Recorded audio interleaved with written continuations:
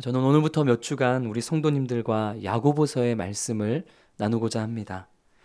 야고보서는 오랫동안 그 가치가 저평가되었던 성경입니다. 우리가 잘 아는 것처럼 사도 바울은 이신칭의의 교리, 곧 로마서를 통해서 오직 믿음으로만 구원을 얻는다라는 이 이신칭의를 강조하였습니다. 그러나 이러한 가르침보다 그리스도인의 행위가 많이 강조되어 있는 이 야고보서가 다른 성경의 교훈들과 충돌하는 것 아니냐. 오히려 이신칭의를 비롯한 여러 가지 하나님의 은혜를 강조하는 다른 성경의 내용들을 희석시키는 것이 아니냐. 그래서 이 야고보서가 저평가되었고 이 야고보서를 지푸라기 서신이다라고 말하는 그런 오명까지도 생겨나게 되었습니다. 야고보서를 지푸라기 서신이라고 표현한 것은 우리가 잘 알고 있는 마르틴 루터입니다. 이 루터가 야고보서에 대해서 이렇게 저평가했던 이유는 아마도 그가 살았던 시대 배경 때문이지 않은가 싶습니다.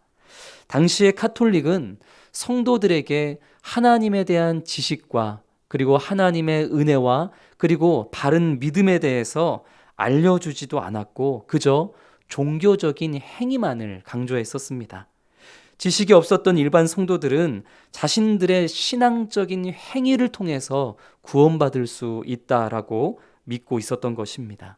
이에 하나님의 은혜와 행위가 아닌 오직 믿음으로 구원을 얻는다는 것을 강조해야만 했던 루터 입장에서는 행위가 많이 강조되고 있는 이 야고보서를 이렇게 저평가할 수밖에 없지 않았나 그렇게 생각이 됩니다.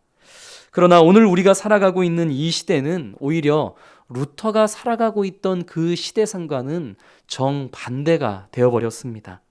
오늘날 우리 성도님들 가운데에 오직 믿음으로만 구원을 얻는다라는 이 이신칭의 교리를 모르는 사람은 결코 없을 것입니다. 이신칭의 교리와 더불어서 인간의 전적인 타락, 그리고 하나님의 무조건적인 은혜, 그리스도께서 오직 택함 받은 자들을 위해서 죽으시고 다시 살아나셨다는 제한 속죄, 그리고 하나님이 이 택함 받은 자들은 틀림없이 부르심을 받고 구원을 받는다는 불가항력적 은혜, 그리고 하나님이 예정하신 사람들은 어떤 경우에도 그 부르심에서 벗어나지 않는다라는 이 성도의 견인이라는 이 여러 가지 교리들을 우리 성도님들은 모두가 다 잘 알고 있고 또 가르침 받고 있고 이해하고 있습니다. 그런데 부족한 것이 있는데 그것이 바로 행위입니다. 아는 것과 사는 것 사이의 괴리가 시대가 더해지면 더해질수록 점점 더 커져가고 있는 것입니다. 그래서 야고보는 이렇게 아는 것과 사는 것의 이 차이를 조금 더 줄여나가고자 할 그 필요성에서 이 야고보서를 기록하게 된 것입니다. 이제 몇 주 동안 우리 사랑하는 성도님들과 함께 야고보서의 말씀을 나누게 될 터인데요. 앞으로 이 야고보서의 말씀을 나누면서 우리의 아는 것과 우리의 사는 것 사이의 간격을 말씀을 통해 조금씩 줄여나가고 마침내는 성령의 도우심 안에서 아는 것과 사는 것의 일치를 이루어내고 마는 그런 우리 부산 사랑의 교회 성도님들이 될 수 있기를 주님의 이름으로 축복합니다. 우리는 먼저 이 야고보서를 기록한 기자가 누구인가 하는 것을 확인해 볼 필요가 있습니다. 모든 성경의 저자는 오직 하나님이시고 성령의 영감을 받아서 이 성경을 기록한 사람들을 우리는 기자라고 표현을 합니다. 그렇게 이 야고보서를 기록한 이는 그 이름 그대로 야고보입니다. 그런데 성경에 총 4명의 야고보가 나오는데요. 이 4명의 야고보 중에 이 서신서를 기록할 정도의 권위를 가진 사람은 2사람 정도로 압축을 해볼 수가 있습니다. 먼저는 예수님의 12제자 중에 한 명이었던 야고보입니다. 그러나 그는 일찍 순교했기 때문에 이 본 야고보서를 기록했다고 보기에는 무리가 있습니다. 나머지 한 사람은 바로 사도행전 15장에서 예루살렘 공회의의 의장과 같은 역할을 맡았던 야고보, 바로 예수님의 친동생이었던 야고보입니다. 이 야고보는 예수님의 공생의 기간 동안에는 예수님을 구주로 믿지 않았습니다. 형을 메시아로 인정하지 않았던 것이죠. 그러나 예수님의 십자가 죽으심과 부활을 목격함으로써 야고보는 변화되었고 초대교회의 기둥과 같은 역할을 하는 일꾼이 되었습니다. 이 야고보서는 예수님의 혈육의 동생이었던 바로 이 야고보가 기록한 것으로 보여집니다.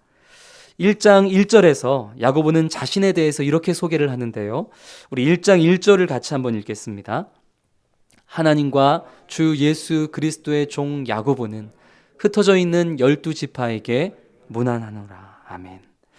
야고보는 자신을 예루살렘 공회의의 지도자다, 의장이다, 이런 식으로 자신을 소개하지도 않고 당신들이 그토록 믿고 따르는 예수의 친동생이 바로 나다, 이렇게 자신을 내세우지도 않습니다.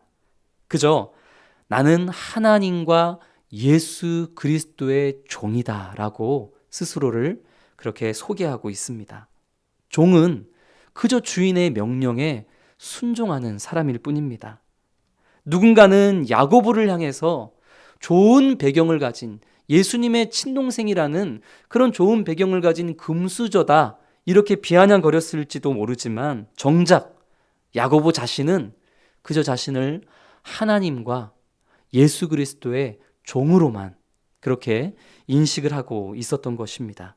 그저 종으로서 주님의 뜻에 따라 살고 주님의 뜻을 전하는 것이 자신의 사명이다 라고 여기며 스스로를 그렇게 소개했던 것이 야고보였던 것입니다.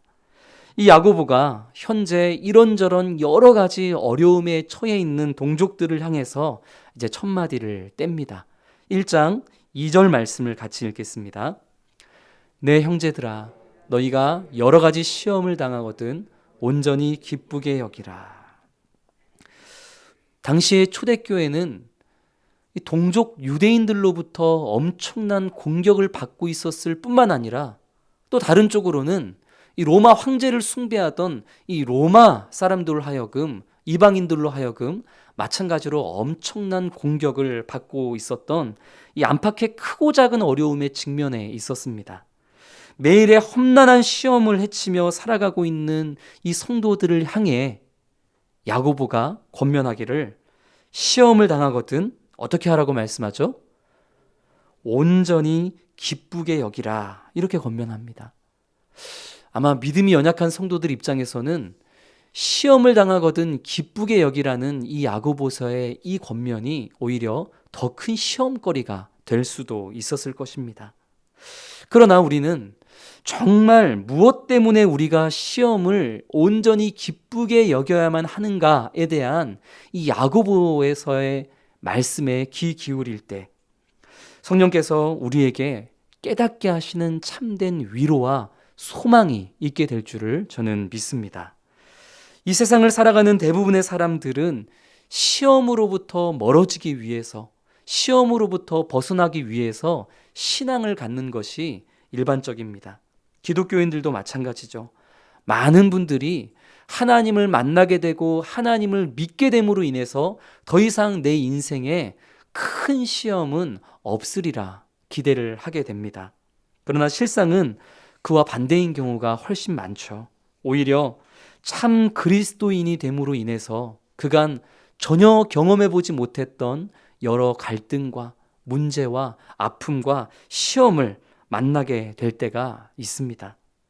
요한복음 16장 33절에서도 예수님은 제자들을 향해서 분명하게 말씀하시기를 세상에서는 너희가 환난을 당하나, 세상에서 너희가 믿는 자로 환난을 당하게 될 것이다 라고 분명히 말씀을 하고 계십니다.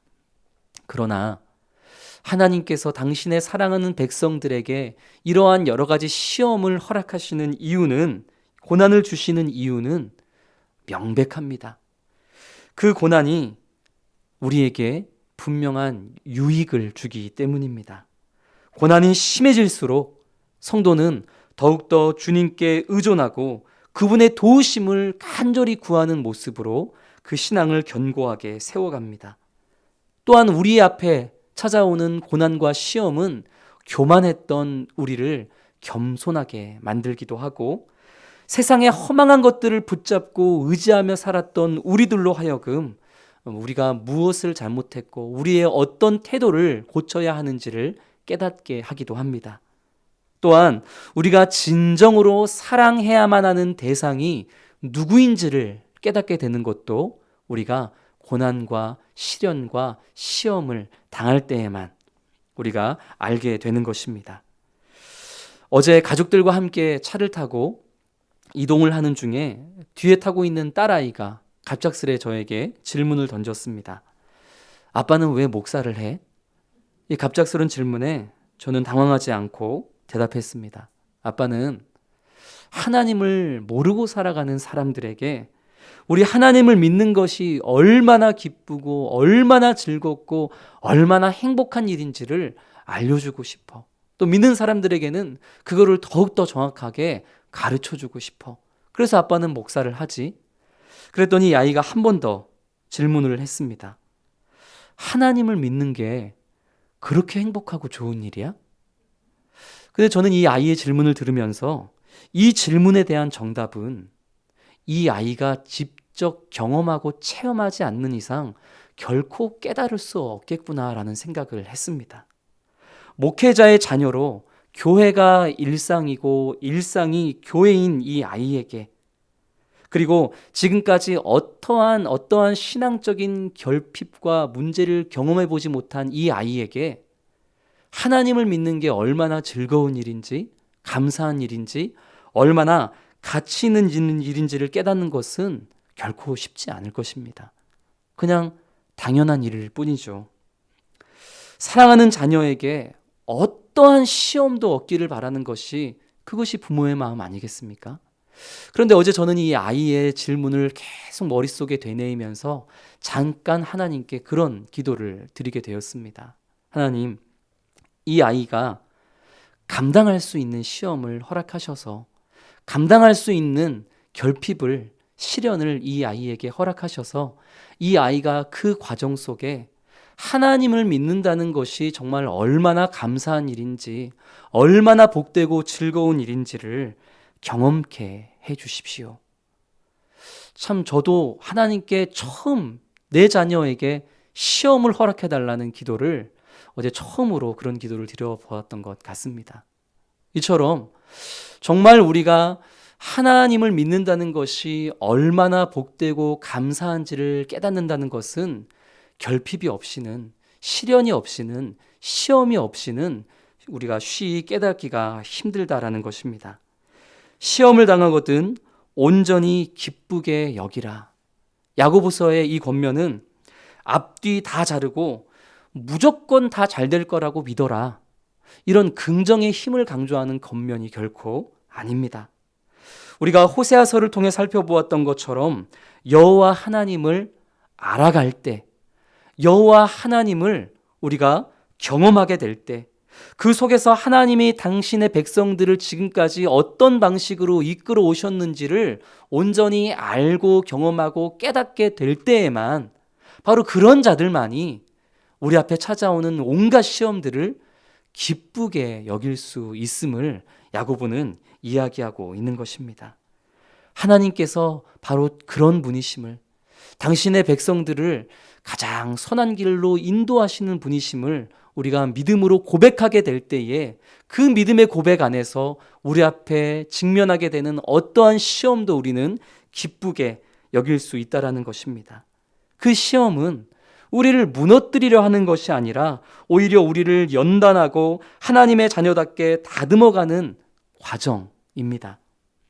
그 시험의 결과로 우리는 더 성장하고 더 성숙하게 될 것이기에 야고보는 바로 그러한 믿음을 가지고 이 시험을 기쁘게 여길 줄 알아야 된다. 이렇게 권면을 하고 있는 것입니다. 이것은 예수님께서도 친히 보여주셨던 사실입니다. 예수님도 십자가 너머에 있는 그 기쁨을 보셨기 때문에 십자가의 고난을 참으실 수 있었다라고 히브리서 12장 2절은 말씀합니다. 우리가 너무 잘 알고 있는 말씀이죠. 믿음의 주요 또 온전케 하시는 이인 예수를 바라보자. 그는 그 앞에 있는 기쁨을 위하여 십자가를 참으사 부끄러움을 개의치 아니하시고 하나님 보좌 우편에 앉으셨느니라. 사도 바울도 마찬가지입니다. 로마서 8장을 통해서 현재의 우리가 당하는 이 고난은 장차 우리에게 나타날 영광과 비교할 수 없다고 고백했던 것이 바로 사도 바울입니다.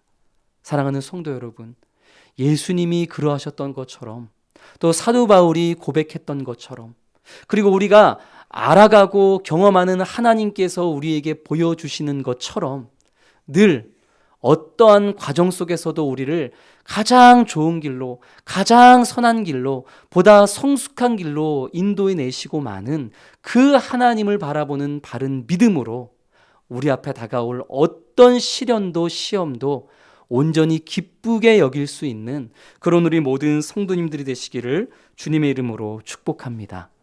야고보는 모든 시험을 온전히 기쁘게 여기라 라고만 권면할 뿐만 아니라 기쁘게 여길 수 있는 실제적인 방법 2가지도 덧붙여서 이야기를 합니다. 그 첫째는 4절에 기록되어 있는데요. 인내를 온전히 이루라 라는 말씀입니다. 인내를 온전히 이루라. 우리가 살펴보았던 것처럼 우리가 직면하는 여러 가지 하나님이 허락하시는 시험들은 우리를 넘어뜨리기 위한 것이 아니라 우리를 성장시키시고 또 성숙해 하시는 하나님의 섭리입니다. 이 모든 것이 하나님의 섭리라는 것을 믿을 때에 우리는 인내할 수 있게 됩니다. 다만 인내해라 라고 말하는 것이 아니라 4절에 뭐라고 얘기하죠? 인내를 온전히 이루라 이렇게 말씀합니다. 온전히 이루다라는 것은 완전하게 이루다라는 뜻입니다. 그냥 한 번, 2번 인내하는 것이 아니라 모든 시험 앞에 우리는 인내를 온전하게 다 이루어내야만 한다는 것입니다. 내 예상보다 더 벅찬 시험과 맞닥뜨렸을 때에도 이거는 내 인내로 감당할 일이 아닌데? 라면서 뒤로 물러가거나 피할 길을 찾는 것이 아니라 그때에도 오히려 더욱더 하나님의 섭리를 신뢰하는 가운데에 그 인내를 끝까지 온전히 이뤄내야만 한다라는 것입니다. 모든 사람에게는 인내심이 있습니다. 그리고 인내하는 목적도 다 다르죠. 그러나 내가 소유한 인내로는 모든 시험을 감당하기에는 분명한 한계가 있습니다. 연단의 과정을 통해서 우리를 정금같이 나아가게 하실 것이라는 하나님의 그 섭리를 기대하는 그 믿음의 소망만이 우리로 하여금 어떠한 시험을 만나더라도 인내를 온전하게 이룰 수 있는 유일한 열쇠가 되는 것입니다. 우리를 향하신 그 선하신 하나님의 일하심과 섭리하심을 바라보며 인내하되 내 힘으로 감당할 일들은 인내하고 못할 일들은 포기하는 것이 아니라 주님의 능력 안에서 믿음 안에서 모든 시험을 온전히 인내하고 이뤄내는 우리 모든 성도님 되시기를 주님의 이름으로 축복합니다. 우리가 시험을 기쁘게 여길 수 있는 첫 번째 방법은 인내를 온전히 이루는 것이었고요.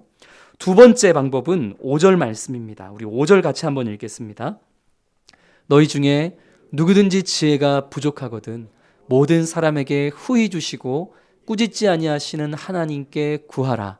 그리하면 주시리라. 아멘. 하나님께 구하는 것입니다. 하나님께서는 모든 믿는 자에게 차별 없이 응답하시는 분이십니다.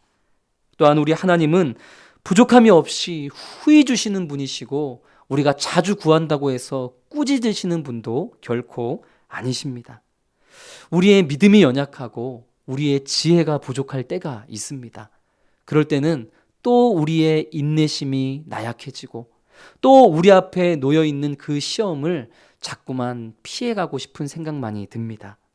그때에 우리는 후히 주시고 그리고 꾸짖지 아니하시는 하나님을 향해 온전히 기도하며 나아가야 될 줄로 믿습니다.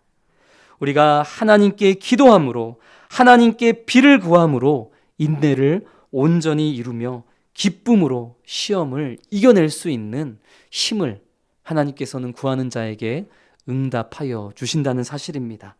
다만 우리가 조심해야 될 것이 있는데요. 6절 말씀입니다. 하나님께 구할 때에 무엇을 하면 안 된다는 것이죠? 조금도 의심해서는 안 됩니다. 하나님께 우리가 연약하고 우리의 지혜가 부족할 때에 우리가 하나님께 구하되 조금도 의심함이 있어서는 안 된다는 말씀입니다. 야고보는 이런 자들을 바람에 밀려 요동하는 바다로 표현을 하고 있습니다. 바람이 이쪽에서 불어오면 흔들려서 저쪽으로 밀려가는 그런 바다. 또 이쪽에서 바람이 밀려오면 또 이리저리 흔들리다 저쪽으로 밀려가 버리는 그러한 이 바다와 같은 그런 존재가 되어서는 안 된다라는 것입니다. 주변 사람들의 말과 환경에 너무나 쉽게 흔들려 버리는 그런 신앙인의 모습을 지금 야고보는 분명하게 콕 집어서 말하기를 이런 사람들은 무엇이든지 주께 얻기를 생각하지도 말라 말씀합니다. 우리 사랑하는 성도님들이 우리를 선한 길로 인도하실 그 하나님을 향한 믿음으로 인내를 온전히 이룰 뿐만 아니라 우리가 연약하고 우리의 지혜가 부족할 때에 주변 말들에 흔들리지 말고 오직 하나님께서 우리를 끝끝내 인도해 주시고 우리를 성장하게 하시고 성숙케 하신다는 그 믿음으로 우리가 더욱더 주님을 붙잡고 하나님께 구하며 응답받는 그렇게 모든 시험을 기쁘게 여길 수 있는 우리 성도님들 되시기를 주님의 이름으로 축복합니다. 마지막으로 야고보는 12절 말씀을 통해서 시험을 참는 자들에게 어떠한 놀라운 복이 있을 것인지에 대해서 말씀합니다. 우리 12절 말씀 같이 읽겠습니다. 시험을 참는 자는 복이 있나니 이는 시련을 견디어낸 자가 주께서 자기를 사랑하는 자들에게 약속하신 생명의 면류관을 얻을 것이기 때문이라. 아멘. 시험을 찾는 자들에게 주님이 무엇을 주신다고 약속하십니까? 생명의 면류관을 주신다 말씀하십니다. 장차 우리가 받을 이 면류관이 얼마나 귀하고 가치 있는 것인지 요한계시록 3장 11절은 말씀하시기를 내가 속히 오리니 네가 가지고 있는 것을 가지고 아무도 이 면류관을 빼앗지 못하게 하라 라고 말씀합니다.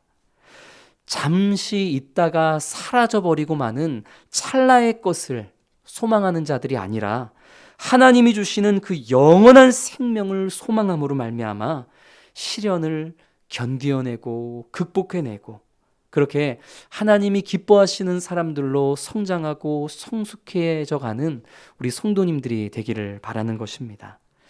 다만 마지막으로 우리가 정말로 조심해야 될 것 하나가 있는데요. 그것은 시험에 대한 바른 분별력입니다. 우리 13절 말씀 같이 읽겠습니다. 사람이 시험을 받을 때에 내가 하나님께 시험을 받는다 하지 말지니 하나님은 악에게 시험을 받지도 아니하시고 친히 아무도 시험하지 아니하시느니라. 아멘. 지금까지 우리가 앞서서 나누었던 하나님이 우리에게 허락하시는 시험이 외적인 시험이라면 지금 이 13절에서 말씀하고 있는 시험은 내적인 시험입니다. 내적인 시험이라는 것은 무엇이냐면 우리의 마음이 하나님을 떠나서 죄와 사망의 자리에 빠지게 만드는 유혹, 이것이 바로 내적 시험입니다. 하나님은 결코 그러한 유혹으로 우리를 망가뜨리시는 분이 아니십니다. 하나님으로부터 우리의 마음이 멀어지고 우리의 마음이 죄와 사망의 자리에 가게끔 그렇게 우리를 유혹하시고 넘어뜨리시는 하나님이 결코 아니시다라는 것입니다. 그렇다면 우리로 하여금 이러한 내적 시험과 유혹을 일으키는 대상은 누구일까요? 하나님은 아니시다라고 성경은 분명히 단언합니다. 이 시험을 일으키는 대상은 14절에 나와 있듯이 바로 우리 자신의 욕망입니다. 죄된 욕망을 하나님보다 더 사랑해서 억제하지 못하고 내 안에 있는 그 욕망을 따라 세상의 허망한 것들에 나 자신을 맡기며 살아가다가 그렇게 나 자신을 나락으로 끌어내리게 되는 것입니다. 그럼에도 불구하고 그 사실을 깨닫지 못하고 내 마음을 시험했던 것이 나 자신의 욕망이라는 것을 깨닫지 못하고 하나님이 내게 이런 시험을 주셔서 내가 망하게 되었다. 이렇게 하나님을 끝끝내 원망하는 이들을 우리는 어렵지 않게 또 주변에서 또 만나게 됩니다. 사랑하는 성도 여러분, 우리가 하나님을 더 알아가고 더더욱 경험해 가야 될 이유가 바로 여기에 있습니다. 우리 하나님이 어떠한 분이신지를 우리가 말씀과 기도를 통해서 날마다 알아갈 때에, 경험해 갈 때에만 우리는 이 시험이 하나님이 우리에게 주시는 시험인지, 아니면 이 시험이 내 안의 욕망에서 비롯된 유혹인지를 분별해낼 수가 있는 것입니다. 우리 하나님은 어떤 분이십니까? 17절이 말씀하고 있는 것처럼 사랑하는 자녀들에게 온갖 좋은 은사와 온전한 선물을 베풀기 원하시는 분이 바로 우리 하나님이십니다. 자녀들에게 이 모든 것들을 주시기 위해서, 그리고 사랑하는 자녀가 이 모든 것들을 감당할 수 있는 그릇이 되게 하시기 위해서 주님은 사랑하는 자녀들에게 감당할 만한 시험과 시련과 결핍을 허락하시는 것입니다. 사랑하는 우리 부산사랑의교회 성도님들이 오늘도, 그리고 이 한 주도 우리를 향하신 이 하나님의 마음, 이 하나님의 뜻을 온전히 마음에 새기며 우리 앞에 놓여지는 하나님이 허락하시는 어떤 시험 앞에서도 온전히 기쁘게 여길 수 있는 그런 우리 모든 성도님 되기를 주님의 이름으로 축복합니다. 또한 어떤 시험을 만나든지 가장 선한 길로 우리를 인도해 내실 하나님의 섭리를 기대하면서 우리에게 생명의 면류관을 하나님을, 면류관을 주실 하나님을 기대함으로 온전한 인내를 이루어내는 그런 우리 성도님들이 되시기를 주님의 이름으로 축복합니다. 내가 연약하고 부족할지라도 후히 주시고 꾸짖지 아니하시는 하나님께 날마다 구하고 구함으로 응답받는 그런 우리 성도님들 되시기를 주님의 이름으로 축복합니다.